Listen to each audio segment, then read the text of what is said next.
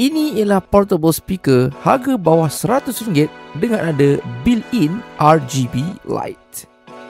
So guys, ini ialah DMAS DS12 portable speaker. Dari segi specs, dari bentuk 5.4, boleh connect secara wireless. Ada bateri 2400mAh, dapat dalam 4 jam sekali penggunaan. Dan juga ada feature True Wireless Stereo. Kalau korang ada dua speaker ni, boleh connect secara serentak. Ada water resistance, so kalau kena air memang tak ada masalah. Dan cara lain korang nak dengar lagu, korang boleh cucuk either USB-A, apakah SD card, ataupun boleh cucuk via auxiliary cable. Ada dua driver 52mm dan dia punya output power total ialah 10W. Dalam kotak korang akan dapat dia punya aux cable, dia punya USB-C cable, user manual, dan ini dia punya speaker. Dari segi speaker, design dia memang cukup kecil lah, senang korang nak bawa ke mana-mana. Kalau atas ada dia punya button control, ada dia punya volume controller, mode change.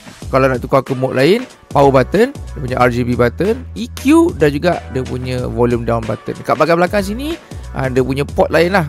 Antaranya ada USB-C port, ada USB-A, dan juga ada SD card punya port untuk dengar lagu, dan ada auxiliary 3.5 port. Nak turn on, press and hold power button, dia akan menyala macam tu, dan dia akan terus ke pairing mode lah. Korang punya device, smartphone ke apa, dan connect dengan mudah sekali. Dan kalau nak tukar lampu RGB dia, tekan saja button lampu tu, dia akan tukar lah pilihan-pilihan corak-corak RGB yang mengikut pada cita rasa korang lah. Bahagian tepi ni ada dia punya penyangkut lah, korang boleh guna untuk sangkut dekat korang punya bag.